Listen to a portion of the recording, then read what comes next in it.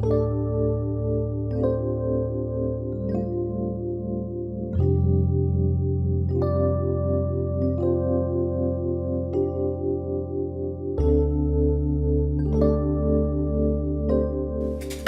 the meeting to order.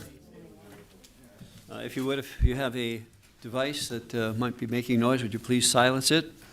And we'd open the meeting, if you can stand, if able, and welcome Michael A. Jones, Major, U.S. Army retired. Major Mike Jones enlisted in the military in 1980. He rose through the ranks, starting out as a private, attended officer candidate school in Fort Benning, Georgia, and was commissioned as a second lieutenant. He held various positions, including platoon leader, company commander, battle captain, and brigade adjutant. Mike retired as a major. He was called up for many state emergencies, including the Lake Carrie tornado disaster in 1989. In 2002 and 2003, he was deployed to Europe for Operation Enduring Freedom with Task Force Keystone in Germany and supported the 109th Infantry serving in Bosnia. Mike retired in 2004 and continues to serve as a volunteer for the Pennsylvania Committee of Employer Support of the Guard and Reserve. He is also the president of the 109th Infantry Association, which keeps alive the legacy of the 109th and provides scholarships to students of veterans in the 109th Infantry. Additionally, the organization provides the support to the Pennsylvania Wounded Warriors Program, the Gino Murley Center, St. Francis Commons, the Carbondale Memorial Day Committee, and the Shade Tree Commission to maintain the Veterans Park in Carbondale. Mike recently retired as an application engineer with Signode, located in South Canaan, where he was employed for nearly 41 years. Major Jones resides with his wife Brenda in Blakely. They have 5 children and 5 grandchildren.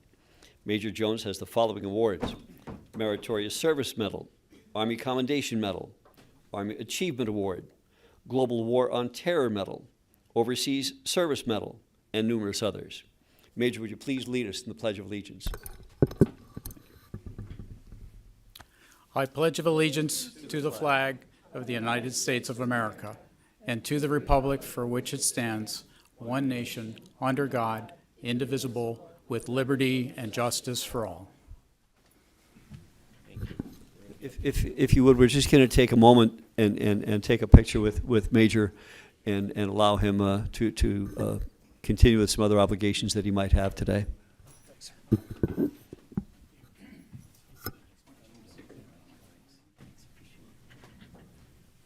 set me up where you need me to be.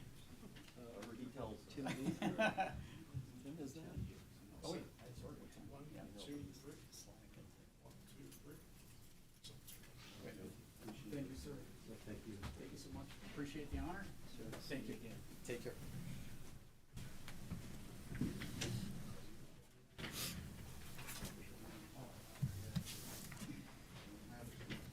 Have the reading and approval of minutes.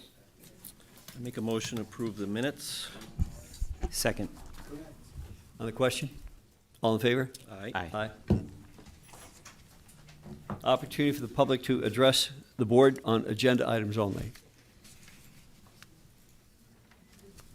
Seeing none, moving to resolutions. Motion to approve Resolution 26-0063. This is approving the current payables. Be it resolved, the Board of Commissioners of Lackawanna County is hereby approve the following payables. Lackawanna County's General Fund, numbers of 397-183, 397-703, inclusive, totaling $2,200,622.43. The county's electronic fund transfers, including all payroll accounts, totaling $11,733,350.15. Adopted at a regular meeting of the Board of Commissioners of Lackawanna County held on March 4th, 2026. Mr. Chairman. Do we have a motion to approve Resolution 260063? Motion. Second. On the question? All in favor? Aye. Aye. Resolution approved. Resolution 26-0056. So entering into an agreement for GED classes at the county prison. Be it resolved that the Board of Commissioners of Lackawanna County is hereby entering into an agreement for GED classes at the Lackawanna County Prison with Outreach Center for Community Services, 431 North 7th Avenue, Scranton. The agreement is to commence immediately and expire December 31st, 2028. Adopted at a regular meeting of the Board of Commissioners of Lackawanna County held on March 4th, 2026. Mr. Chairman, here to speak about that is the Warden of the Lackawanna County Prison, Mr. Tim Betty. Good morning, Commissioners. This legislation is an extension of the contract we currently have with Outreach to continue providing GED services at the prison until the end of 2028.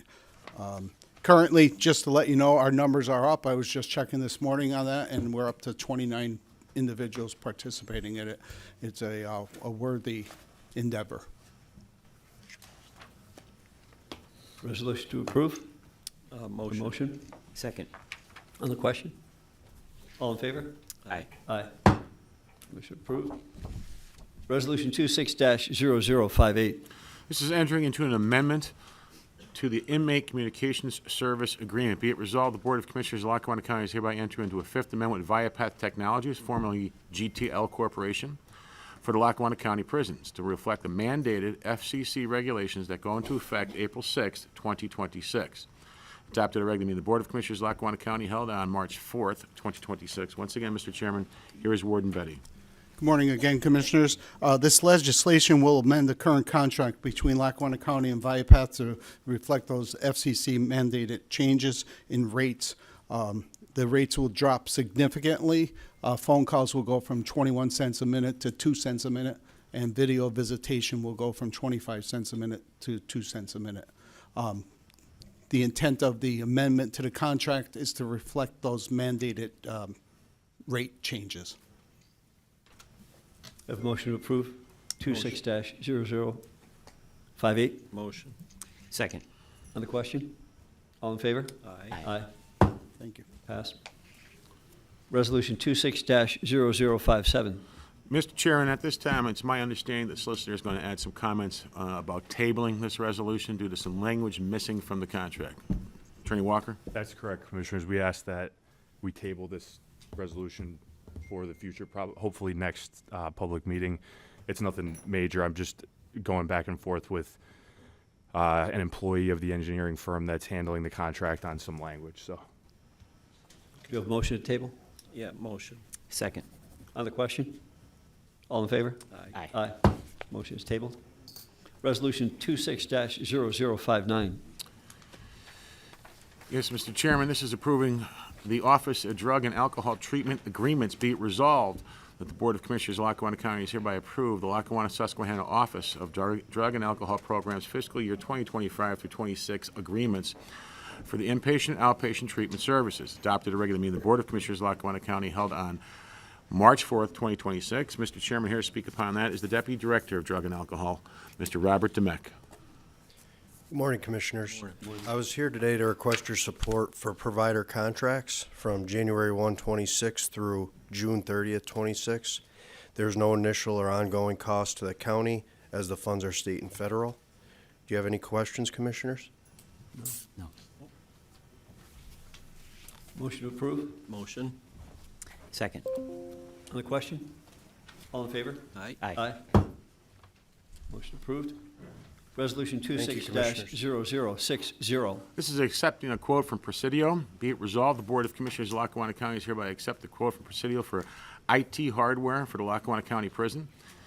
Adopted a regular meeting of the Board of Commissioners of Lackawanna County held on March 4th, 2026. Mr. Chairman, here to speak upon that is the Deputy Director of Information Technology, Ms. Kim Kelly. Hi, good morning, Commissioners. Our proposal is to partner with the prison management team to strengthen security and ensure safe access to sensitive county data by implementing the Palo Alto private browser supported by an annual contract. The functionality works like a regular browser, like Chrome or Edge, but with the enterprise-grade security baked in, so the county don't have to worry about what the users click on. With your approval, we could begin to roll it out in the prison, and then eventually we could expand it to the other county areas for better security and consistency. Do we have a motion to approve? Motion. Second. On the question? All in favor? Aye. Aye. Motion passes. Resolution 26-0062. This is awarding the arts and cultural grants. Be it resolved, the Board of Commissioners of Lackawanna County is hereby award the Arts and Cultural America 250 PA grants to the municipalities as per the attached. Adopted a regular meeting of the Board of Commissioners of Lackawanna County held on March 4th, 2026. Mr. Chairman, here to speak upon that is our Director of Arts and Culture, Ms. Maureen McGuigan. Good morning, everyone. So, as we all know, this year is America's birthday. So, we're here to celebrate the great history of the United States. And Pennsylvania has a big program that's been rolled out across the state. So, each county got to choose some projects that they wanted to do.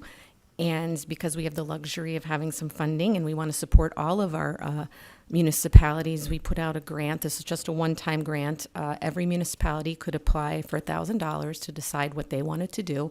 So I'm really happy to report we got 31. And there's a lot of, I can't read them all, but we'll be promoting them. But there's things like Old Forge, if we have any Old Forge people doing a cookbook for the Filetes Festival. Jessup has a big firework and carnival activities this year. So this is what we are approving today for all these municipalities to be supported. Great, thank you. Do we have a motion to approve? Motion. Second. Another question? All in favor? Aye. Aye. Thank you. Thank you, Maureen. Resolution 26-0061. These are appointments to the Area Agency on Aging Advisory Board. Be it resolved that the Board of Commissioners of Lackawanna County is hereby appoint the following individuals to the Lackawanna County Area Agency Advisory Board with a 3-year term to commence immediately and expire December 31st, 2029. Elizabeth McGuigan of Clark Summit and Martin Fada of Dalton. Adopted at a regular meeting of the Board of Commissioners of Lackawanna County held on March 4th, 2024. Mr. Chairman. Do we have a motion to approve? Motion. Second. On the question? All in favor? Aye. Aye. Motion approved. Thank you, Elizabeth and Martin, for your service. Resolution 26-0064. These are appointments to the Workforce Development Board. Be it resolved, the Board of Commissioners of Lackawanna County is hereby appoint the following individuals to the Workforce Development Board representing the business sector with a term to commence January 21st, 2026 and end December 31st, 2029. Patrick Facconi, CEO and partner of Simplex Industries. Matthew Maloney, co-owner of Cal-Mal Vending. Jamie Ryan, CPA Vice President and Relationship Manager of PNC Bank. Be it further resolved that the Board of Commissioners is hereby appoint the following individual to the Workforce Development Board with a term to commence January 21st, 2026 and continue through December 31st, 2029, representing the Office of Vocational Rehabilitation, Blind and Visual Services. Kelly O., Vocational Rehabilitation Supervisor from the Pennsylvania Department of Labor and Industry.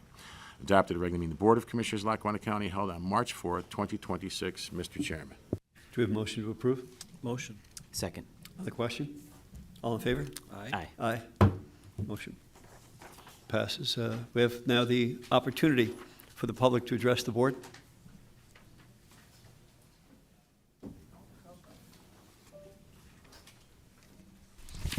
Joan Hodawanna, Scranton.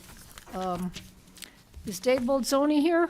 He is in the House. He is in the house. Well, I want to thank Mr. Bolzoni for the digital budget book for 2026, or as we call him, Honest Dave. God, you have to go through 415 pages, but I'll get there. I got to say this about Dave. I keep hearing how Mayor Cognetti is being given credit for getting Scranton out of its distressed status. That's simply not true. Let me tell you who got us out of distressed status. It was a combination of the guidance from PEL and Dave Bolzoni's leadership when he worked in Scranton City Hall. So thank you, Dave. Number two, I've gone to many meetings here, and I listened to Tyler Technology give more than one PowerPoint presentation. During one of those presentations, Tyler said they were finding properties that had never been put on the tax rolls. Now that reassessment is done, I want you county commissioners to get a list of all those names. And I want a wall of shame in the lobby of this building. I want their names and how much money they owe. I want them hit up for delinquent taxes, penalties, and interest. I always thought that tax evasion was a crime. Where's the district attorney when you need him? So let us give credit to those people. I bet you money that they aren't poor people. They're people who knew someone, because most of the poor people are poor because they've been paying their taxes. So every week that I come here, I'm going to ask you, where's that list of names? And Jeff, I want it in the paper too, right next to the tax liens. Okay. And the third thing, I go onto the county's website and I click on government, and then I buzz on over to boards and authorities.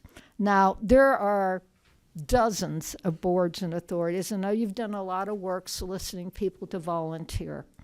I only really follow two of them. One is the county's library board, of which I am a former member, and the other one is the literacy committee, because literacy is, well, it's damn important.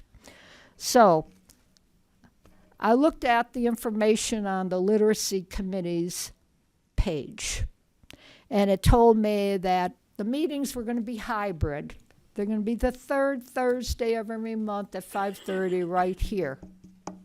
January, I stood outside the doors downstairs. Everything's locked, everything's dark, couldn't get into the building. February, doors are locked. I got a guard to come to the door, and I said, I'm here for a meeting. He said, lady, there's nobody here but us chickens. Now, I don't know what's going on, but March is coming up, and I will be blankety blanked if that happens a third time. I sent an email to an email address they had in January, mid-January. I'm still waiting for a response. This literacy committee was stood up in April of 2023. It's going to be 3 years, okay? January 15th in the paper, you see how well we did on the PSSA scores in literacy. The districts with the lowest average percent proficient of or above for 2025 in English, language arts, and math were Scranton with 21.9% and Carbondale with 20.2%. I remember I went to one of their first meetings and they talked how they were going to test the inmates in the prison for dyslexia. Before he left, I asked the warden how many inmates were tested, and he said, to my knowledge, 0. I want to know, are they even meeting, or they just prefer to do it by virtual only? Library board is having the same problems. They have their own website, but the website on the county still lists me as a member, lists Bill Zacher as a member, has the wrong dates and the wrong times for their meetings. If you're going to have web pages for those people, make them do it right. Thank you. Thank you, and we will look into that for you. Thank you.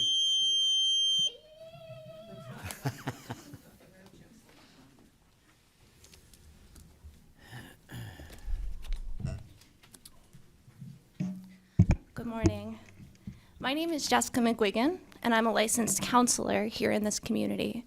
I specialize in relational therapy, which is a clinical way of saying that I spend my days looking at how our relationships and our lived experiences inside of them shape who we become and how we move through the world. Sorry, I'm a little nervous. This work has given me one of the greatest gifts of my life, which is hearing in profound and sometimes really shattering detail how different people experience the same world. It's also given me one non-negotiable principle, and it's one that I return to in my office and one that I'm returning to today. We must watch what people do, not just what they say. I learned that lesson most recently from someone that I love really deeply, someone whose politics have shifted really far from mine. And it's been painful and clarifying in equal measure. I understand from where they stand what they've lived, why certain words resonate with them. Faith, family, safety. Those words are meant to land, and they do. But love has required me to look past language and to ask a harder question. What do the actions actually tell us? ICE as an agency has a stated mandate, and I can acknowledge that. But we cannot speak about that mandate without also acknowledging what is actually happening. We have watched legal permanent residents detained. We have watched American citizens wrongfully deported. And we have watched people who posed no threat, who had families and jobs and roots in this country, removed. The words say one thing, and the actions say another. As a clinician, I am trained to name that gap. And as a human being, I cannot ignore it. Why this ordinance matters? It's not because it dismantles anything. It's because of what it says, which is that our county employees will not be instruments of that gap. Our neighbors will not live in fear of the people who are paid to serve them. As a counselor, I see every day what that fear does to people, to families, to children, to bodies. Chronic fear is not abstract. It lives in people's nervous systems, in their sleep, in whether they want to walk their kids to school. This ordinance won't fix everything, but it will say you are safe here and you matter. We've been handed a framework recently in our world that allows no nuance. Agree or be an enemy. Align or be destroyed. And I am exhausted by it. Because what it actually does, on all sides, is to flatten everyone into caricatures. People being targeted lose their humanity, but so do the people doing the targeting. Nobody gets to be fully human in this model. And the people with the least power always pay the highest price when that happens. I don't believe that that's the only option that we have. I'm not here to publicly flog anyone, including Mr. Welby. I know you to be a kind and thoughtful person before any of this, and I'm choosing to hold on to that, even as I come here today to try and make an argument for this. Those two things can coexist. They have to. Or we lose something essential about how we treat each other, and we become exactly what we are fighting against. So now, Commissioner Welby, I will speak directly to you. I'm asking you to be the critical thinker that I believe you to be, to look at the words and the actions, to ask yourself who is the most vulnerable if you stay quiet and who is protected if you act. The people who showed up and voted for you are women, queer, working class, and immigrants, many of whom cannot afford to keep their heads down. And even if they once could, they no longer have that option. This is a moment that asks something real of you, not because it's easy, but because it's right. Because your neighbors and your constituents are asking you, and yes, even you, Commissioner Shermack, to see us, to hear us, to remember our full humanity, and to vote yes on the Protect Our Neighbors ordinance. Thank you. Thank you.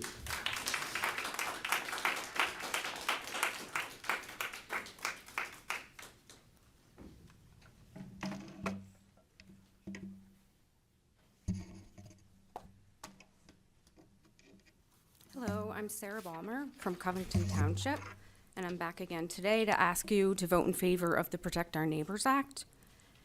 And in case you don't remember us from last time, I brought a picture of my daughter. Please don't forget us. Since the last time I spoke here, many families have reached out to share their own stories and stories of their loved ones living in fear. One such story involves a member of our international adoption community. One of our members' daughters, adopted as an infant, is away at a southern university. An overly enthusiastic office worker at the school thought she had found a discrepancy in this girl's immigration paperwork and reported her to ICE. And guess what? ICE gladly came right down to the school and detained her. Imagine her parents across the country, horrified, frantic, desperate to get plane tickets and hire attorneys to fly out to assist their daughter. After many hours in detention and exorbitant lawyer fees, she was released from custody. This story is just one of many involving members of our international adoptee community. And my husband and I reassured each other that, don't worry, Lily Mae will be safe. She plans to attend the University of Scranton. Of course, the very next day we read the story in the University of Scranton's newspaper, giving details of the woman who was boxed in by ICE agents. They demanded her papers and threatened to break her windows if she didn't comply. When she tried to reach for her phone to record what was happening, the agents grabbed their weapons and told her not to move. Then one of the agents said, "I think we have the wrong person." And another replied, "They all look the same. We have to take this one." This is insane. This is not okay. So, tonight, while Lily Mae, my daughter, is excitedly shopping for her senior prom dress, her father and I will be home in the garage wiring her car with video cameras. Welcome to America. Please do something. Please, I'm begging you to take action. History is watching. Thank you very much. Thank you.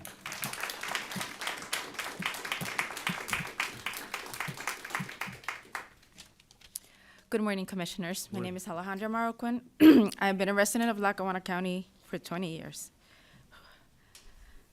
I'm here to express my support for the Protect Our Neighbors ordinance. Since early 2025, we have seen the Department of Homeland Security terrorize our neighbors, cities, and states. We have seen cities like Chicago and Minnesota. Here in Lackawanna County, residents are concerned about the presence of immigration officials detaining people without due process. I've seen the consequences of family separation and people I love and care about being fearful.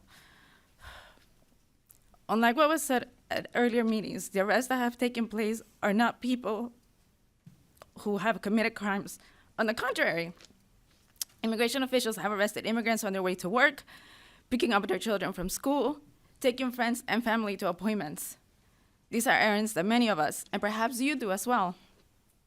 The difference is that you don't have to carry your passport or your birth certificate to prove your right to be here.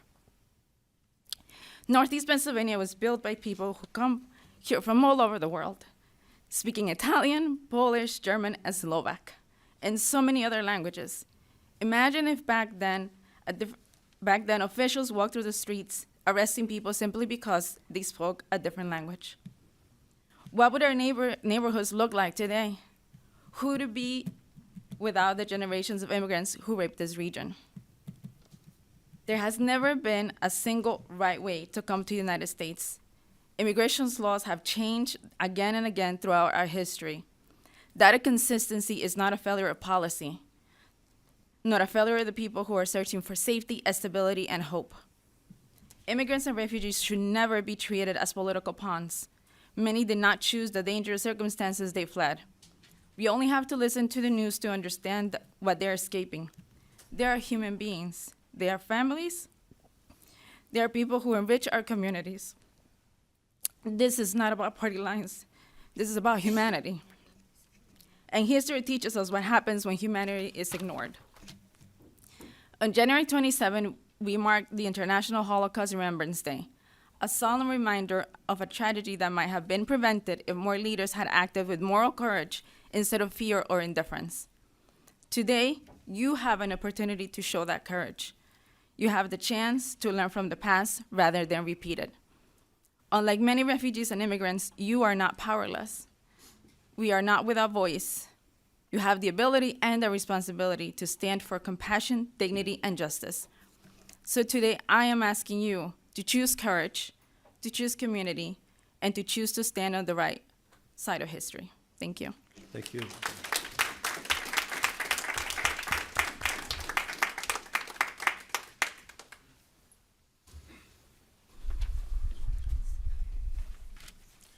Good afternoon, Commissioners. Good afternoon. My name is Father John Civilon. I'm a Maryknoll priest teaching at the University of Scranton in the Department of Criminal Justice, Cybersecurity, and Sociology. I was not born and raised in the city of Scranton, but I was born and raised in a city very, very similar to Scranton in terms of its history, industry, and diversity. I was born and raised in Butte, Montana, a mining city, the mining city of Montana. Like Scranton, the mines of Butte offered a huge number of immigrants coming from various parts of the world an opportunity to thrive and raise their families to new levels of economic life. The mines of Butte, like the mines of Scranton, created a mining culture that was built upon a mosaic or tapestry of diverse cultures from around the world. I believe each one of you commissioners, together with many in this room, are where we are at today and have the education and wherewithal that we do have because those towns welcomed our ancestors to them and allowed them to build and provide for us a future, the future we live. What this proposal is asking for is nothing that is very special. It is simply asking that the same protections that our ancestors were provided by the Constitution should be provided to the migrants of today who are coming, just like ours did, to look for a better life. And like our ancestors, they will contribute to the fostering of a better economy and continue to build a rich mosaic of cultures that will enrich us all. And remember the saying of the miners, underground, we are all brothers and sisters. Thank you.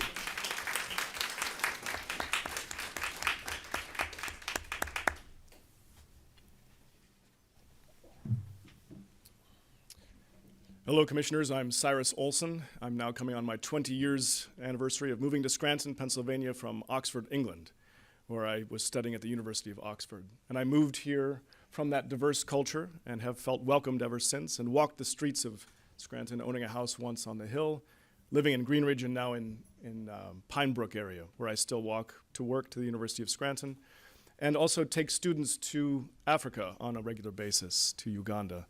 So my work has been one of permission to do international work in the area and to participate as an educator and accompaniment with various folks throughout the region. And I just want to speak briefly on behalf of the Protect Our Neighbors Act, really on behalf also of many of my neighbors presently in Pine Brook who are now afraid to play basketball in the streets and who stay in their homes and are afraid, as legitimate members of the community and in high schools and local schools are worried about what it might mean to play. And so I just want to give encouragement to us all that we can do better, and that my research right now at the university is with folks at Harvard Medical School on networks of belonging. And something that I've felt in Scranton is that I've belonged even though I'm an outsider, right, who's been here for some time now. But as you know, Scranton takes quite some time to really belong, maybe 4 decades, right? So I just would encourage us to create those networks of belonging here with one another, and meanwhile also encourage good policing in our communities, right? They're here to protect and to serve, and that's what I would like to see. But lately I've seen other kinds of policing on my streets in Scranton that I would like to avoid and create a sense of willingness to be able to walk freely with one another and meet one another in friendship on the streets of Scranton. So thank you.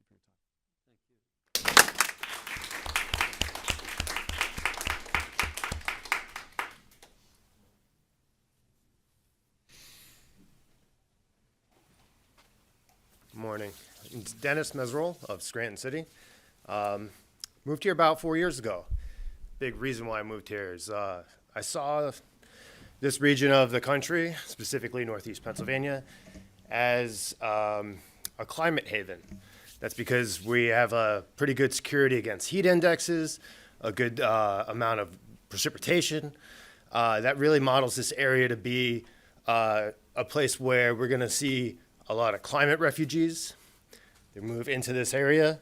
We're going to see a lot of changes in the economy, the way we could be a better breadbasket for the region, mainly as other breadbaskets around the country, excuse me, around the country start to fail due to climate instability, storms and droughts and other such things that we're experiencing more frequently. That's a big story, and a lot of the policy around land use starts right here. And data centers is on the table. It's a big topic right now. And I do see that, the county had the reassessment. We lost $1 million in revenue through nonprofit exchanges and such. But to recover tax revenue, what we really want to focus on is population growth. It's sustainable, it's long-term, it We need to make this county a place people want to come to. That's not by building data centers, which drive people away. It's not by enforcing immigration in these grotesque ways, which scare people away. Like people have said before me, this county was built on immigration labor. It needs to be, recovered in the same way. Those people are coming here. That this is the place that they're going to find the opportunities. They're going to find the jobs, and we need to make it that place for them. Additionally, there's going to be wealthy Americans moving out of places like New York City into this region. We're the gateway to the Northeast, the northern Pennsylvania, southern New York State. This is the first landing spot, the first lily pad that they're going to land on their way away from hurricane-stricken environments in this country. Those population transfers into this region are something that we need to look forward to as a sustainable tax revenue. We don't want to, make this a hostile environment for them or for our immigrations from other countries as well.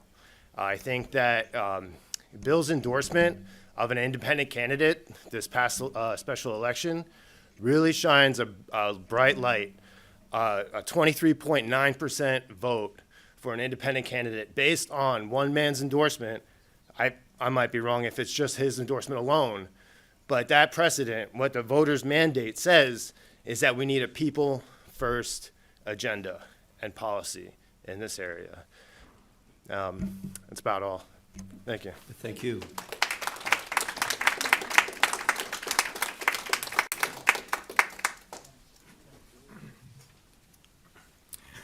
Excuse me. Good morning.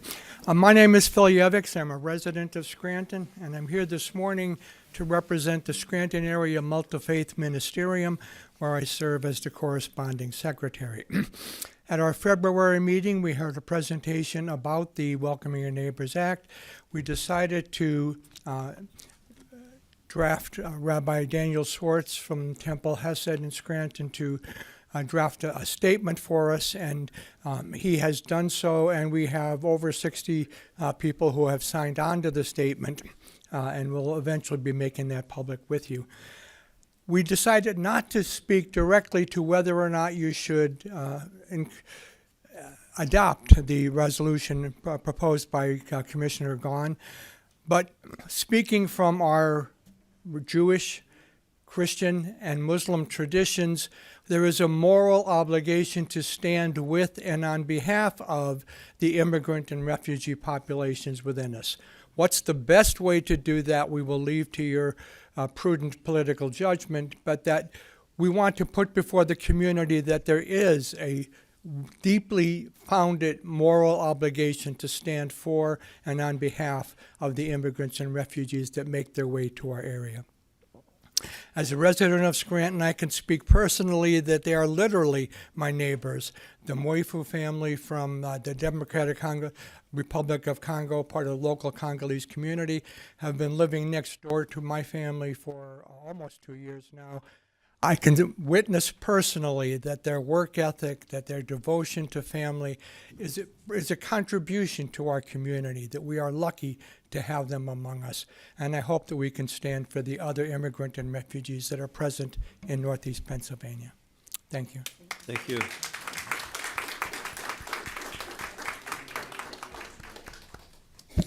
Good morning. I'm Will Cohen. I'm a Scranton resident and a faculty member at the University of Scranton. I'm also a parishioner at South Scranton St. Teresa of Calcutta parish within the Diocese of Scranton. I'd like to begin by reading a statement of another Scranton resident and Lackawanna County resident, obviously, Deacon Ed Schoner, who asked me to read his statement into the public record. And this was addressed and sent by email to Lackawanna County Commissioners William Gahn, Chris Schermack, and Thomas Welby. I'm writing, writes Deacon Ed Schoner, to comment on the proposed ordinance welcoming migrants and immigrants into our community. This is an important moral issue.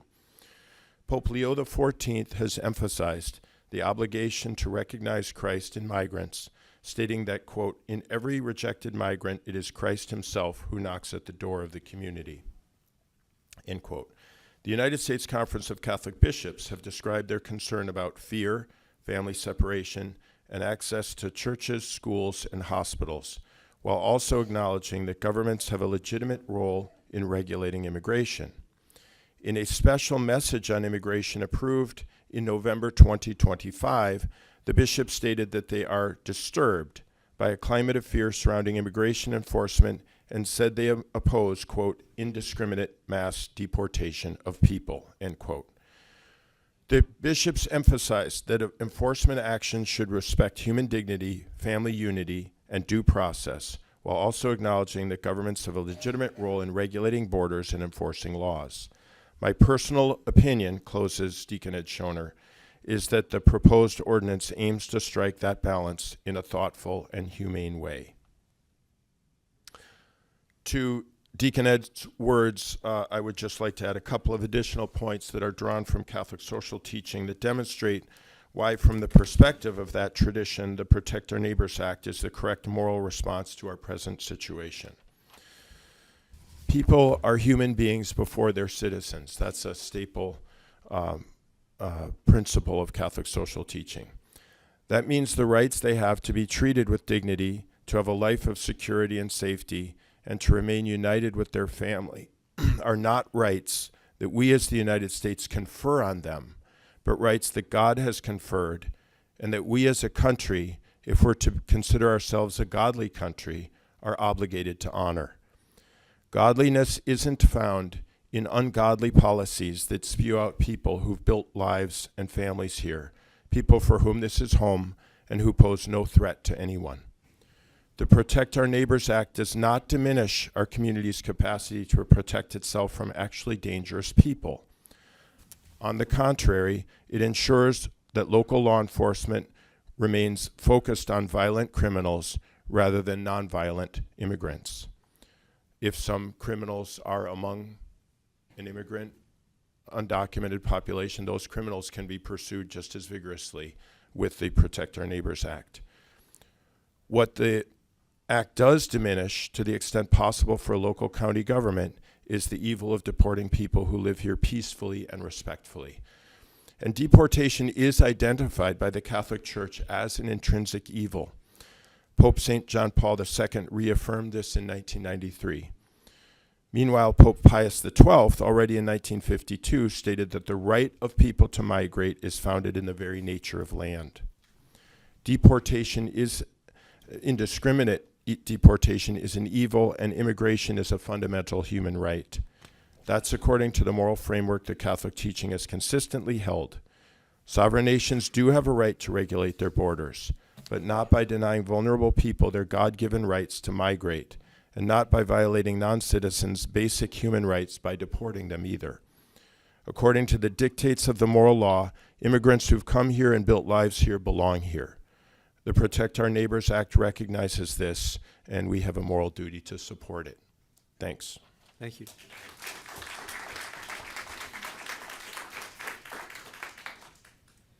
Hi, everybody. My name is Judy Quinlan. I'm from Jefferson Township. Excuse me, Judy, if you would just pull the microphone down just a tiny bit. Oh, can't hear? That would help also with the TV taping. Oh, okay. Please. Thank you. Again, hello, everyone. I remember the Welbys from the Hill section when we lived there. Born in Green Ridge, so Irish background. And when I listen to everyone talk about our area, I know only too well that at one time, all of our communities were separate, both to keep the culture the way it was and the churches the way it was. But there was no big push for unity among nationalities at all. No big push at all. People were separate. You don't be dating Protestants because, you might marry a Protestant and, oh my God, the world will come to an end. Well, because that's the nature of humanity. That's sometimes the way we are, actually the way we are. That's it. I'd like to disavow humanity, but that's the way we are. The prime example is what's happened in Germany, what they did to the Jewish population. If that doesn't say inhumanity to man, I don't know what it is. But the current situation looks like the beginning of the inhumanity to man again. And as you all know from history, that if people don't stand up and say, enough is enough, something much worse is going to happen. You can't hide your head. You can't be frightened. You stand up and you say, enough is enough. And yes, perhaps in the votes, we'll be able to take back the Congress. But I don't know that, and you don't know that. Got to stand up and say, enough is enough, because humanity is flawed. And about these people, these ICE agents who are approaching local police officers, local districts of police officers, and say, we want to authorize you as an ICE agent. Are you reading this? Do you know that? Of course you do. Come and be an ICE agent. We'll authorize you for 2 years. What can you do? Hey, anything you want to people, because we do it. Wouldn't you just love that in your community? Wouldn't you? And my question is, what are they offering these people in these small police departments? What are they offering them to join? Is it just the power to do whatever they want? And will that power, it's only supposed to last for 2 years, the authorization to be an ICE agent? Or do they get to stay forever and get their friends to join? Hey, and they're guys. Guys like to do what they like to do.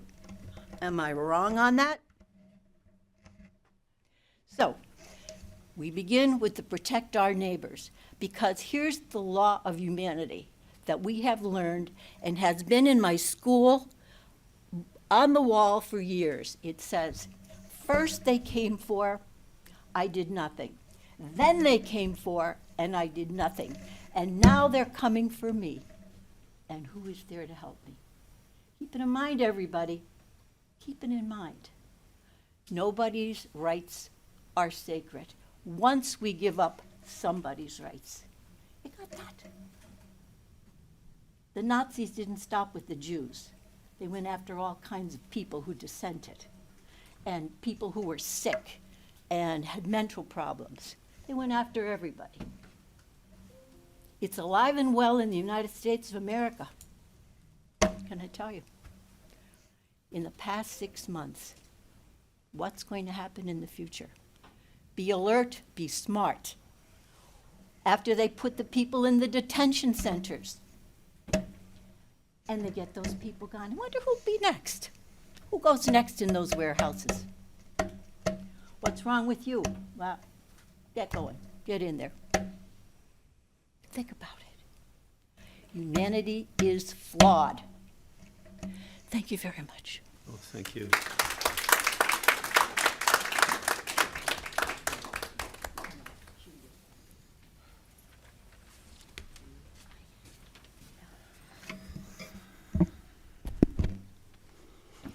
Hello, my name is Julie Schumacher-Cohen, and I've been a resident of Scranton for 16 years, and I'm here again to check on the status of the Protect Our Neighbors Act and to ask specifically what steps have been taken to advance it since the last meeting.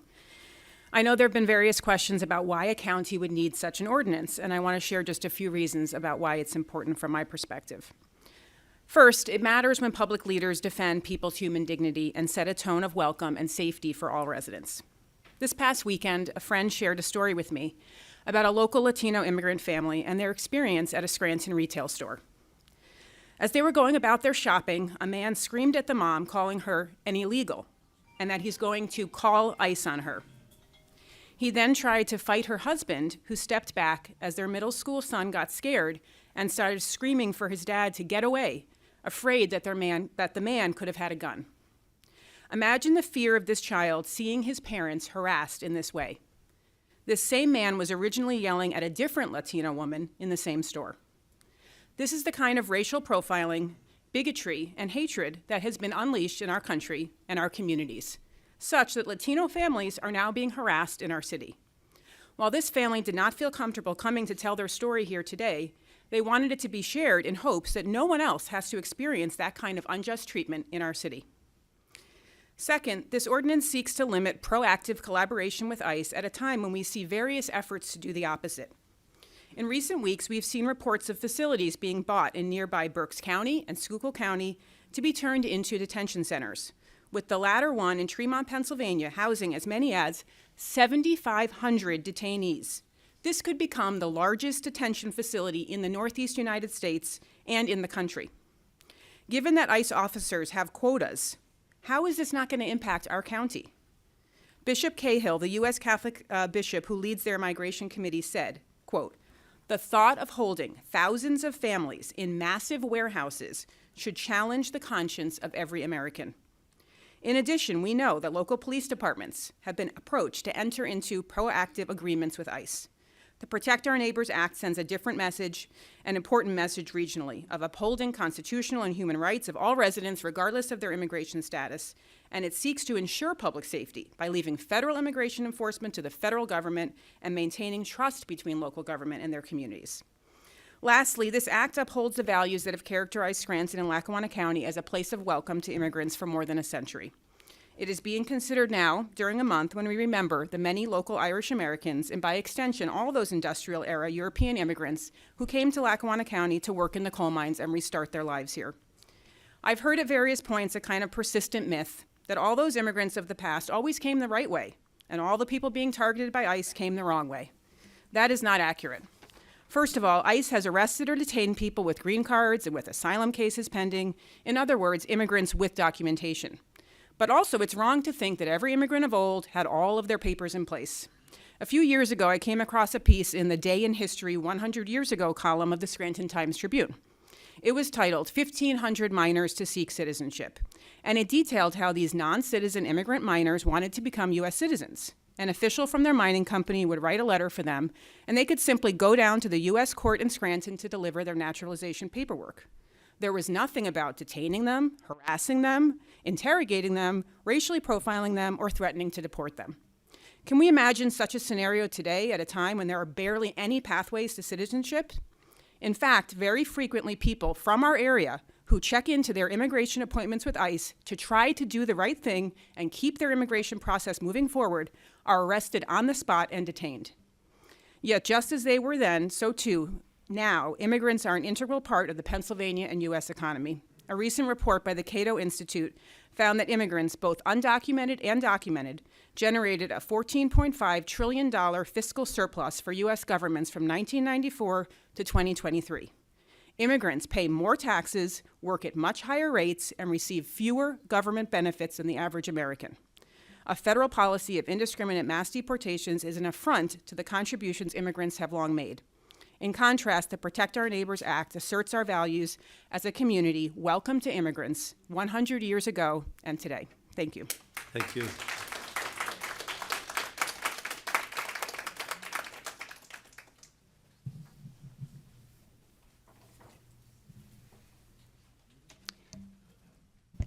Sister Donna Corba, IHM sister, a resident of Scranton.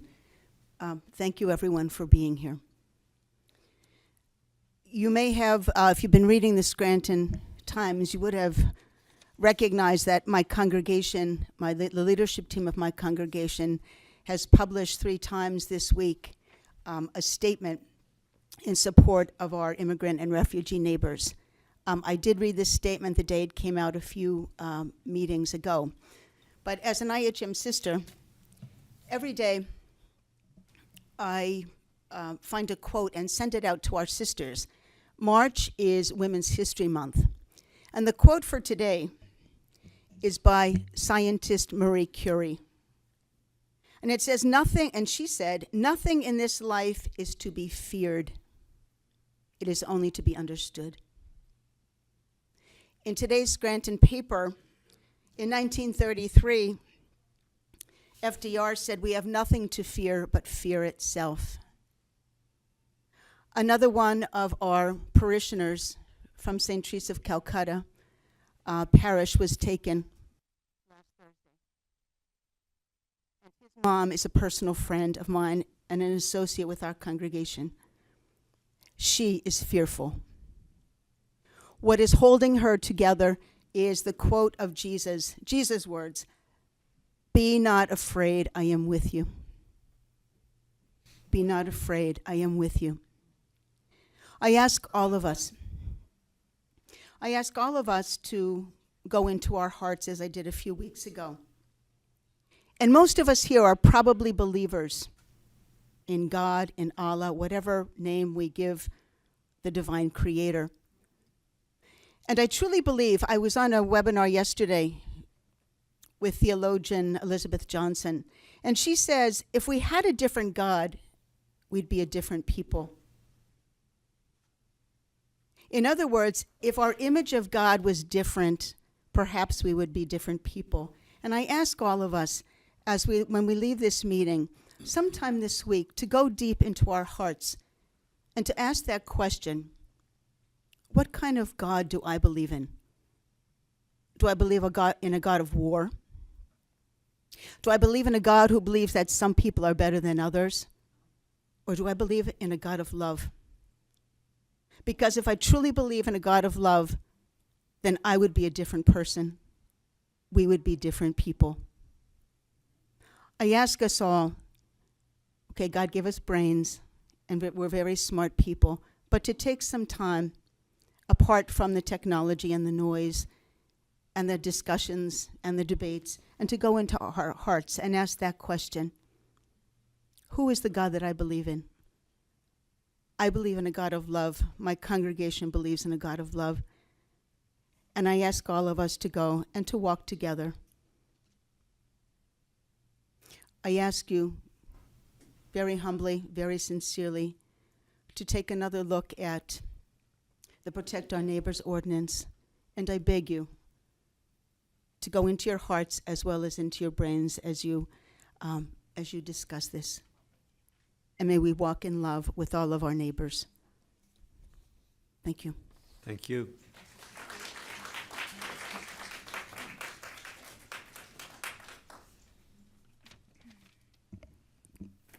Good morning, Commissioners. My name is Jenny Gonzalez. I am a long-term Scranton resident. My family has been living in Lackawanna County for over 3 decades, and I stand here in front of you because I have real concern for my loved ones, for myself, as I mentioned before, for my daughter, because of what we look like and what our names sound like, and because we are Spanish speakers at home. And because of that, I do want to follow up on the Protect Our Neighbor Act that was introduced a month ago, and I would like to know when this proposal will officially make it to the Commissioner's agenda to be voted on. Not only is this the morally right thing to do to protect the integrity and rights of all of our residents, but it also preserves public safety, which requires the community's trust in our locally elected officials. We are witnessing $170 billion of our taxpayer funds that are being diverted from essential needs such as affordable housing, healthcare, and childcare, issues that I have been struggling myself with as someone who has a master's degree and has a profession, and even then I struggle with these issues. But yet our tax funds are being diverted to fuel aggressive enforcement programs like 287G agreements. These partnerships effectively deputize local police to act as federal agents, often leading to racial profiling, community harassment, and the cruel separations of families. By offering local departments upgraded technology and vehicles as incentives to meet cruel federal quotas, this administration is compromising community trust for the sake of mass deportation agendas. Unfortunately, the Dixon City Police Department is just one example of how local law enforcement agencies are willing to destroy its public's trust and create a humanitarian crisis when, not if, when immigrant victims and witnesses of crimes refuse to report crime or refuse to cooperate with law enforcement out of fear that local law enforcement officers might accuse them of looking or sounding undocumented. This harassment won't stop at police departments. It will seep into every local agency that lacks a clear policy on protecting people's privacy from ICE overreach. So it's important to move this act forward to proactively put in place a county policy that protects all Lackawanna residents' privacy, due process, and constitutional rights. This is not only about protecting immigrants and refugees in our county. This is about protecting our safety and ensuring economic mobility for all in our county. Lackawanna County takes immense pride in the immigrant heritage that shaped our economic, social, and cultural landscape. In fact, if not for the migration of the last 3 decades, our population and economic decline would be far more severe in this region. We need immigrants and refugees to establish roots in northeastern Pennsylvania to continue diversifying our local history, culture, and heritage, which ultimately enriches our social and economic fabric in northeastern Pennsylvania. Protecting and welcoming immigrants is both a moral duty and an economic necessity for Lackawanna County. Immigrants are key to reversing our workforce shortages and reversing Pennsylvania's demographic decline. According to the American Immigration Coalition and Pennsylvania Immigration Coalition, the state economy is dependent on immigrants as workers, taxpayers, consumers, and entrepreneurs. Roughly 1 in 10 workers in Pennsylvania are immigrants, both documented and undocumented. 67,000 immigrant entrepreneurs, both documented and undocumented, were job creators, generating $2 billion in income for Pennsylvania in 2024. Undocumented immigrants in particular helped Pennsylvania save $6.4 billion in productivity loss in gross domestic product through their workforce participation in various sectors, including construction, agriculture, and manufacturing. Immigrants, irrespective of their immigration status in Pennsylvania, had a spending power of almost $36 billion and paid $13.6 billion in local, state, and federal taxes in Pennsylvania in 2024. Without a growing immigrant workforce, the state faces a multi-billion-dollar revenue shortfall driven by labor shortages, declining population, and rising costs. This economic downturn would shrink the tax base and drain city and county funds, putting high-priority public services at risk. So, to secure Lackawanna County's future, I please urge you to please put the Protect Our Neighbors Act on your agenda and please vote on it. Thank you.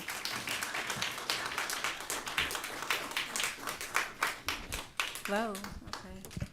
My name is Teresa Ripley. I know many of you in here, and I appreciate your opinion, and I would like you to, for a few minutes, be open to my opinion. I respect your opinions, and I hear you. I haven't heard from one single person the word legal. Legal is a very important term, and legal should be all immigrants should be legal. Things that we do in this country should be done legally. And sometimes while we don't agree with what's legal, we have to respect the rule of law, whether it is, whether we agree with it or not. We can't just go in and do what we want. It's not an anarchist state. We're a nation of laws. We're also a nation of borders, and I'm a descendant of immigrants. My grandfather was an immigrant, and we came up from nothing and created a life in this country.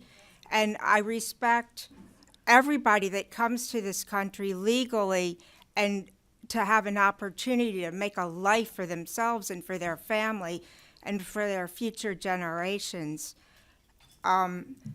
From what I can see, the last prior administration broke the laws and gave 15 to 20 million people from all over the world permission to just cross the borders and come into our country. And many of them were good people. Many of them were not. But the key was they were not vetted. Like my grandfather was vetted, and I'm sure your grandfathers were vetted. Every single one of you sitting in chairs, your grandparents were vetted. And at some point, there had to be a legal process to become a citizen of the United States. Now, I don't agree with abusing people and whatever, making a show of it, or whatever these people are saying is going on. It should be done humanely. It has to be done. legally. It has to be done legally. There are immigration courts, and they can go through the process of the immigration courts, get paperwork, or if they have paperwork.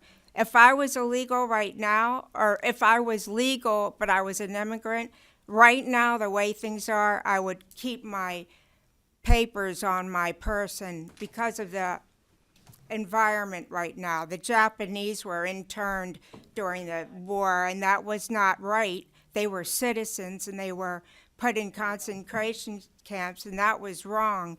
But I'm talking about this administration was left with a huge problem that had to be fixed. And in the processes of fixing it, there is probably a lot of disagreement on how it should be done. But the one thing I can say is that ICE should be respected, that City of Scranton police should be respected. All law enforcement should be respected. What happened out in Minnesota, the law enforcement was told not to protect the ICE or not to control crowds that didn't agree with what was going on. Because you don't agree, you don't have a right to kick in taillights and spit in people's faces, especially law enforcement officers that are doing their job. The City of Scranton police officers could just control crowds that might be objecting. And while ICE just simply does their job, if ICE does their job and the police do their job of managing the crowds in the city, perhaps people wouldn't have been killed, and mayhem and anarchy, which is created by certain people. We need to follow the rules of law. I particularly have a love for the South American Hispanic because of their Christian roots, and I kind of feel a very strongness to that, and I have a very great love for that, for South American people. I disagree with the Catholic Church's. The Catholic Church has said to treat immigrants humanely. I'm Roman Catholic. I was born and raised Roman Catholic. They did not say legal immigrants. They just said immigrants. The Holy Father has a wall around his palace or whatever it is. We have borders. All nations have borders. Thank you. Thank you very much. I appreciate your time. Thank you.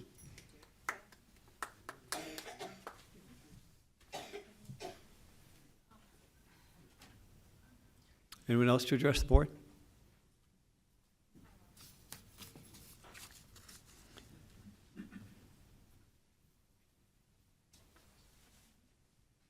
Hi. Good morning. My name is Elizabeth Aguilar. I am a resident of Lackawanna County for almost 30 years. I am a daughter of immigrants. I was born in California, luckily. My parents immigrated to this country illegally, as some people might, want to call the term. They fled a civil war from their country in El Salvador. And when they came here, they lived in fear. Before I was born, they worked under the radar. And, by the time I was a child, as a citizen of the United States, I didn't really understand anything but fear. And the fear that I understood were the fear that my parents, that I inherited from them. They would go to work, they would take us to church, they would drive us to school, go to the park. Every time we saw ICE, it was just fear. And growing up with that fear was the worst thing. It was just like a robbery of my childhood. But mostly I feared for my parents, because as a citizen of the United States, I knew that the only problem that would happen if they got taken away from me is that I would end up in foster care. Luckily, my parents had the opportunity in the 80s. A president granted them asylum. And, it's something that it's always been an issue in the United States with politics is immigration. And if we could have that pathway for immigrants now, it could be a better opportunity for their children, for themselves. anyways, flash forward to Pennsylvania. We moved to Pennsylvania in the late 1990s. My mother only came here with a first grade education, and she only did the best she could do, which is skilled labor. She worked in a freezer for the entirety of her time living here in Scranton, Pennsylvania. My dad did what he does best, build houses, which is something he learned in his country. None of them have any kind of education. Luckily, this country was able to provide them the opportunity for us, their children, to have an education. And I am thankful for the sacrifice that my parents have made, to travel from El Salvador to California. Even though it was not the right way, they didn't have the means. A lot of these immigrants don't have the means, otherwise they would do it the right way. Everybody just wants to come here. They want to work. They want to go to church. They want to send their kids to school. They want an opportunity that the United States has always said that they could provide to all immigrants. We're the land of the free, melting pot, it's just amazing that I came, from California to Pennsylvania as a young child. I still had fears, of ICE, but not as much. My mom would go to work with her resident alien card. She wasn't technically a citizen yet, but, she had permission to work. And every day she would always come home saying that ICE came to raid her work, and half of the people didn't show up. Because they were fearful of being detained. And it's not fair. It's not fair to hear stories like that when parents are just trying to make a living. They're just trying to do things the right way. My parents have not committed any crimes. In 2005, my dad was lucky enough to finally become a United States citizen. And the first thing he did was vote. And he was so excited to do that. In 2024, my mother, with no education, she could barely read and write, was lucky enough, and I am so proud of her that she became a United States citizen. And the next thing she wants to do is vote. She just asked me this morning when the next election is. And, and that's what makes me so sad, is just that immigrants just want to come here. They want to work. They may not have the means to go through the process like my parents were lucky enough to be able to do. But the one thing that I always remembered as a child is that fear, the fear of ICE, and, inheritedly, like the fear of law enforcement. And as a young adult, when I first became a mother, I realized, law enforcement, we shouldn't be afraid of them. They're here to protect and serve. And despite the fact that as a child, I was fearful of ICE, I didn't have to inherently have that same fear with law enforcement. And what is happening now in our neighborhood is our children are in fear of not just ICE, but of law enforcement. And it shouldn't be that way. Children should not be afraid to go to school, and people should not be afraid to go to work. Thank you. Thank you.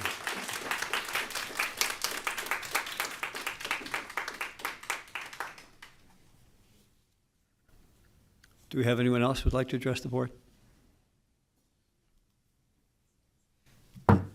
Commissioner Gahan? Thank you. Before I get into my comments, I just want to wish the family of Anne Marie Regan great sorrow. Anne Marie Regan, as some of you may know, was a trailblazer in women's politics in Lackawanna County, a lifelong resident of the Bellevue section of Scranton, and she recently passed away.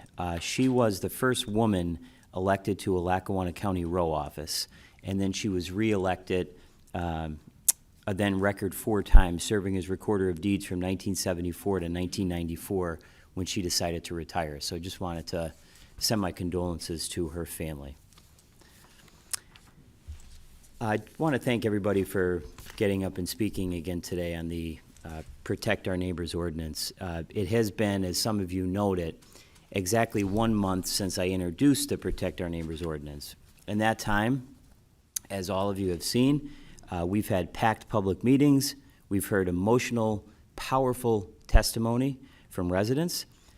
We have received formal guidance from Governor Shapiro's administration reinforcing the need for clear local procedures regarding immigration enforcement. Some of you got up this morning and asked, what the status was. At 8:30 this morning, the commissioners received a legal memorandum from the solicitor's office analyzing the proposed Protect Our Neighbors ordinance. The memo is labeled as confidential, which I don't really agree with. I question why a policy analysis affecting the public should be treated as confidential when the policy itself will be and has been debated publicly. I disagree with the suggestion that counties lack authority to establish policies governing how our own resources are used. The memo also, in my brief review, has an extremely aggressive section that raises the specter of criminal prosecution for local officials.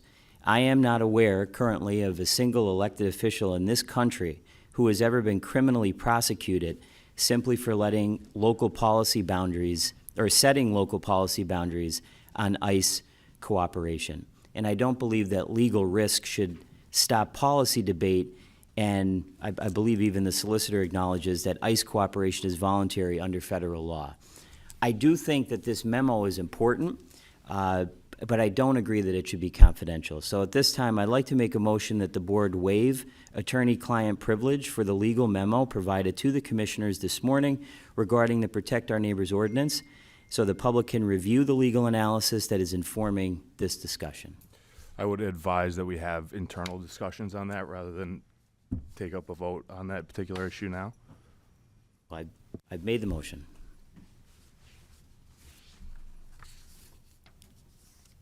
Hearing no second, dies for lack of a second. Okay. We have additional cause for urgency, and it's why I've been pushing this ordinance over the last month.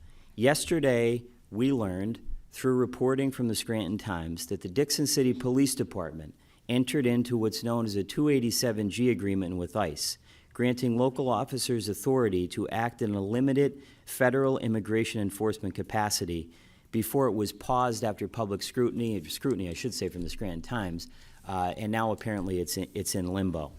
That agreement reportedly authorized trained local officers to arrest individuals on suspected immigration violations and transfer them to ICE custody. Let me be clear. Under the current leadership and operational posture of ICE, I am unequivocally opposed to any police department in Lackawanna County entangling itself in federal civil immigration enforcement.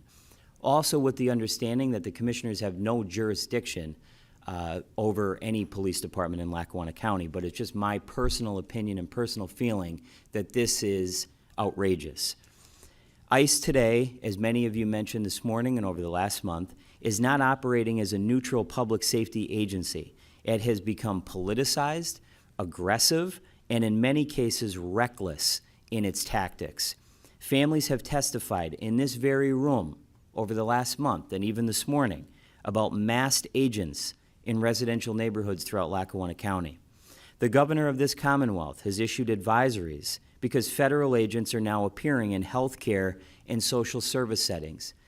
A little over a week ago, I sent the advisory from the governor to all of the commissioners and our solicitor staff here, because I've said this before, county government is essentially one big social service agency. And now ICE is operating as if they can just walk into these facilities without asking for permission. I've heard this before, well, it hasn't happened yet, but what's to say that it won't happen? We've seen how extreme these people are. Are we supposed to believe that expanding local participation in the corrupt apparatus that is ICE somehow makes us safer? It does not. It erodes trust between local law enforcement and the communities that they serve. It turns municipal police officers, in the case of Dixon City, into extensions of a federal civil enforcement system that is currently operating in ways that many residents, including myself, find deeply alarming. And it places local taxpayers and local governments in the middle of federal political battles. The Dixon City episode is not an isolated procedural issue. It is proof of exactly why the Protect Our Neighbors ordinance is necessary, and it's why all of these people keep showing up at 10 o'clock in the morning, and I'm sure most of you are taking time off of work, I've heard from some of you, showing up here and passionately speaking on this issue. The thing that concerns me about Dixon City is Somebody asked what they're offering, a resident asked what they're offering, $100,000 for vehicles, $7,500, I think, sign-on bonus, money for training. They're throwing money at them. I don't know if any other borough police department in Lackawanna County has been approached, but if they have, I would urge the mayors and the council presidents to walk the other way. This is bad news. Again, we have no jurisdiction over it, but I would hope to God that they would listen to the people in this community that have spoken so passionately over the last month and do the right thing. Don't enter into a deal with the devil. You might get a new police car, but you will not have the respect of the people who live here in this community. The ordinance, again, does not obstruct federal law enforcement. It does not prevent ICE from enforcing federal immigration law. It simply draws a clear boundary. County resources and personnel will not be used for federal civil immigration enforcement absent a valid judicial warrant signed by a judge. That's constitutional, that's responsible, and that's consistent with long-established principles of federalism. Last meeting, we heard the suggestion from Commissioner Welby that sometimes it's best to keep your mouth shut and your head down. With respect to him, that philosophy may keep you comfortable, but it does not keep residents protected. It may be good advice for surviving middle school, but I don't believe it's an actual governing philosophy. And I mean this when I say it. The people that got up this morning, I give you a lot of credit. I know how hard it is to get up at that podium and speak in front of people, especially with some of the stories that you told. And we need to listen to you, because this is a small subsection of what's happening throughout Lackawanna County. These are the people that are showing up at 10 o'clock in the morning on a Wednesday. How many other people would show up if they had the opportunity, or if they weren't scared? Leadership is not about laying low and hoping the controversy passes. It's about setting clear policy so frontline employees are not left guessing when federal agents show up at a facility, shelter, or a county office. And I'll go back to the point I've made over the last month and where this all began.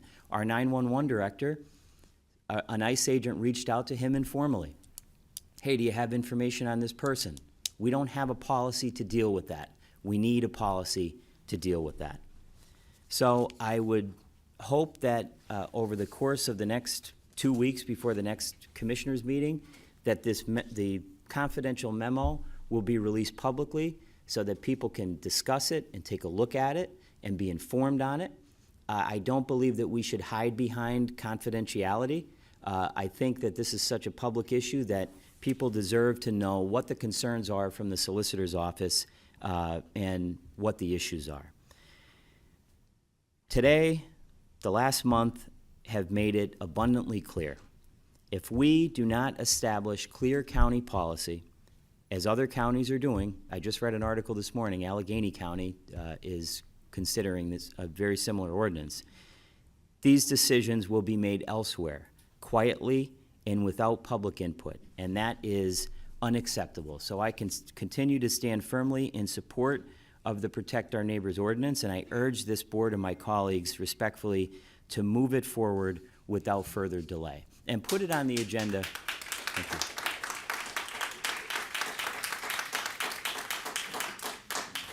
And put it on the agenda so we can discuss it, and if there are issues legally that we can make changes to it, and I've been in a legislative role now for over 10 years. I've introduced things before. They change. You make additions. You take things out. I'm open to suggestions, but I think it has to be done in the light of day. Switching tracks for a moment on data centers, which is another issue that is facing every resident in Lackawanna County. I sent a letter to the governor on February 17th calling for a 3-year moratorium on data center development. I have not gotten a response yet, but there have been some positive developments. Senator Rosemary Brown has expressed her support for a 3-year moratorium. State Representative Kyle Donahue and State Representative Kyle Mullins have expressed support. A state senator out of southern Pennsylvania, Katie Muth, is going to propose a bill calling for a 3-year moratorium, and I think we all need to do everything we can to get on board with that because it's so important.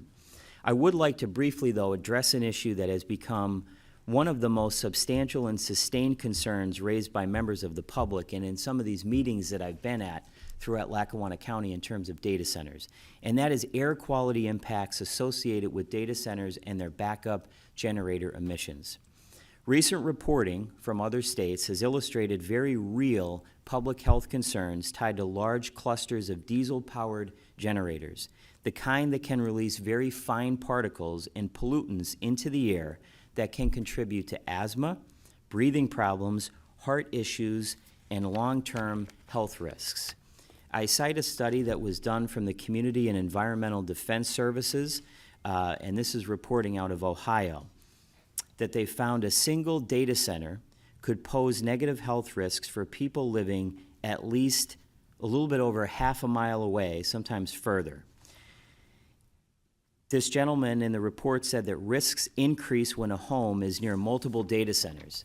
If anybody's been paying attention to what's going on in the Up Valley, I mean, there's going to, if everything goes through, we're talking dozens and dozens of data centers. This report raises serious red flags about that. Air pollution risks come from data centers emitting nitrogen dioxide and tiny inhalable particles that can harm people's lungs. According to the National Institutes of Health, the tiny inhalable particles cause between 100,000 to 200,000 premature deaths each year. The facilities we're talking about in Lackawanna County operate dozens, sometimes hundreds, of large combustion engines for backup power.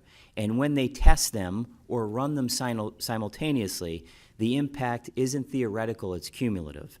And when you place those facilities near neighborhoods, schools, parks, or senior housing, that cumulative impact matters. I just recently received a copy of an air quality ordinance that was pushed by a group of concerned residents in Archibald, and it was recently passed in Archibald. And that ordinance represents a local step beyond state minimums, requiring cumulative air impact modeling, independent environmental review, operational safeguards for generator testing, and financial assurances for long-term impacts. Importantly, it's my understanding that the Federal Clean Air Act does not prevent local governments from adopting additional protections so long as they do not directly conflict with federal standards. States and local governments across the country are permitted, according to my understanding, to adopt air quality standards that are more protective than federal and state minimums.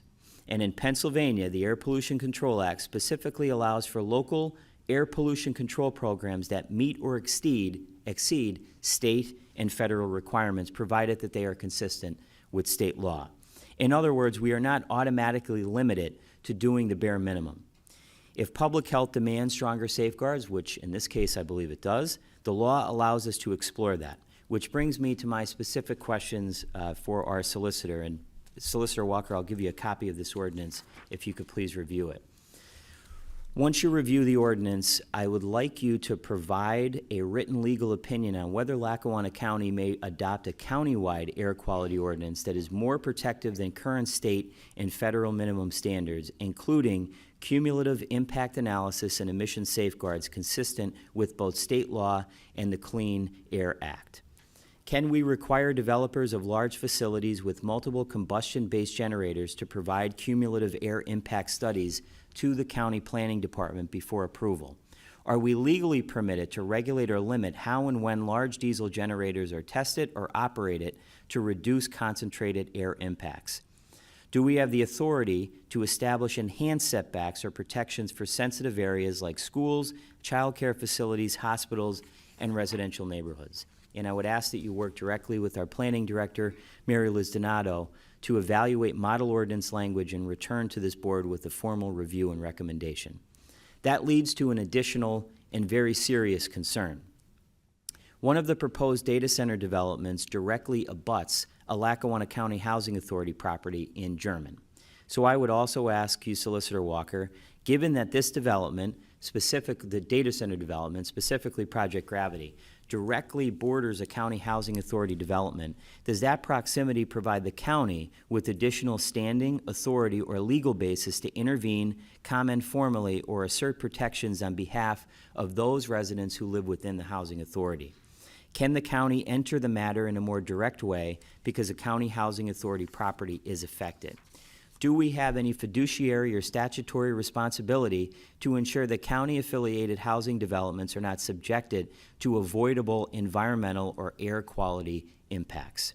If a large-scale industrial facility is being placed immediately adjacent to housing supported by this county, I believe we have an obligation to fully understand what legal tools are available to us to join in the fight with the other residents in Archibald against data center development. Again, in closing, this is not about being anti-development. This is about being pro-health. It's not about waiting until after facilities are built and residents are complaining about air quality and noise to ask whether we could have done more. Economic development should not mean asking families to accept lower air quality as the cost of progress. I believe we owe residents our due diligence, we owe them our transparency, and we owe them the confidence that before anything is approved, any massive industrial infrastructure is approved, we as county commissioners have examined every lawful tool available to protect their air, their neighborhoods, and their children. Again, I've been researching this and reading these reports, and it is very, very concerning, especially, it's not like we're talking about one data center development. We're talking about dozens and dozens and dozens and dozens, and it's extremely concerning. So I look forward to a written legal review and a public discussion on how we possibly can move forward in that respect. And thank you very much. Thank you, Commissioner. Commissioner Chermak? Good morning, everyone. And I do want to thank everybody for coming and for their getting up and speaking. I especially want to thank Major Jones for being here today and leading us in the Pledge of Allegiance. And I want to thank him for his service and for all our service members and active service members, retired veterans, all. Thank you very much for your service.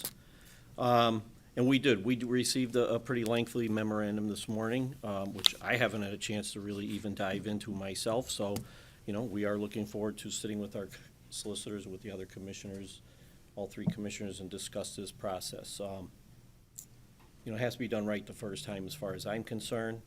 And we need to look at what we can legally do, what we legally can't do, and what kind of a ordinance or whatever we can do, we will discuss it and figure that out.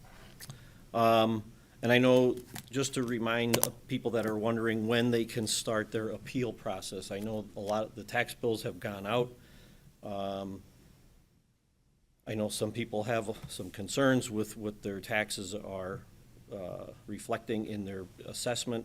So as April 1st, that will be on the website. You can get your appeal form and file for your first appeal hearing. So look for that on April 1st. We can get that process started. Couple good things. I would like to welcome back Joe Dorenzo as our communications director. I don't know if he's still in the room, but Joe is back, and look forward to working with him and getting information out. Another person that I'm excited to work with is our new economic development director, Tom Carlucci. Tom's in the back room. He's gonna do a great job. Looking forward to working with him. See Lackawanna County grow. And there's two other individuals. We don't always do this. We don't always recognize them because we get into so many other things, but we have a person that works down in our Veterans Affairs office, Anissa Akalunas. She's been I think this week is her 20th year serving in the Veterans Affairs office. So I want to thank Anissa and everybody that works in our Veterans Affairs office for all the great work that they do. They take really good care of our veterans here in Lackawanna County and out in other counties that don't have the good folks and the talent that we have. So they do a great job. And another remarkable person here that I guess is retiring on Friday. In our tax claim office, we have someone named Lynn Kubeski. Lynn started here 48 years ago in the office, in the tax claim office. She started as right out of high school in the CETA program, so she's retiring as of Friday. So I want to thank Lynn for her many years of service. She did a great job. The wealth of knowledge that is going to be going with her is going to be missed, but I wish her all the best in her future, and just thank you for so many years of service. So thank you. Thank you. Yes, congratulations to those two employees. And our Veterans Affairs Office is one of the finest, most efficient governor affairs offices with the per capita work that they do across the Commonwealth. They're one of the leading Veterans Affairs offices in the Commonwealth. And they, when you go in there, if you do not reside in Lackawanna County, it's not an issue. If you need help, they're there to help you. And Major Tim Booth is here in the doorway. Oop, he's ducking out of the doorway. But Major, thank you and your team for all that you do. And also, I want to join Commissioner Gahn and Chermak in extending prayers and blessings and condolences to Anne Marie Regan's family. She certainly is a standout leader in our community and will always be remembered for the path that she plowed through to make forward motion for so many people in our community, particularly for women. It's greatly appreciated. As Commissioner Chermak said about the reassessments, appeals on reassessments, you have to wait until April 1st by state law. The window for appeals doesn't open until April 1st. And the office and everybody here in the county is here to help you if you do need help. The communications department has been working on putting together some pieces to help you understand and help you go through the reassessment process should you need that. And we are here to help you with that. Also want to thank everyone that was here today. Your comments and your passion is felt. It's not an easy decision. I worked for almost 14 years in the House of Representatives, and there is time in passing legislation that we have to go through processes, that we have to go through. The legislation first enters into the before it even gets to the committee. The group that writes the language does it together and presents it to a committee, and that committee then it's changed, it possibly changed, and then moves to the floor of the House or Senate and moves on. Rarely does it take less than 6 months, but we're going to be hopefully a lot quicker than that. I was concerned about our not being able to come to an agreement with that. There are issues with the ordinance as it was submitted that are serious, and we do have to look at them. We can't just say, hey, we're not going to worry about that, and maybe it won't happen. But some of the opinions that we have received back from both justice and law enforcement community are issues regarding potential criminal prosecution to employees, duplicating existing laws, creating conflicts, lack enforceability in it due to absent penalties, and it could expose the county should some of those decisions, rather the language in that, be held to be not in compliance with federal law. It could expose us to legal challenges, financial burdens, and operational inefficiencies. And we are, I believe, today going to meet with council and discuss this and hopefully work it out. I was ready to make a motion to adopt the governor's guidelines as our guidelines, but we may be able to establish our own starting today. And I know you've heard it and you want to hear an answer to it, but it's difficult for you to hear, I understand, but we're moving pretty quickly, even though a month is dragging on forever for many of you. But I appreciate the concerns that you express and the stories that you shared. Hopefully, when we meet again, we'll have something here to discuss. And I believe that is all. Meeting adjourned. Thank you for being here. Motion to adjourn.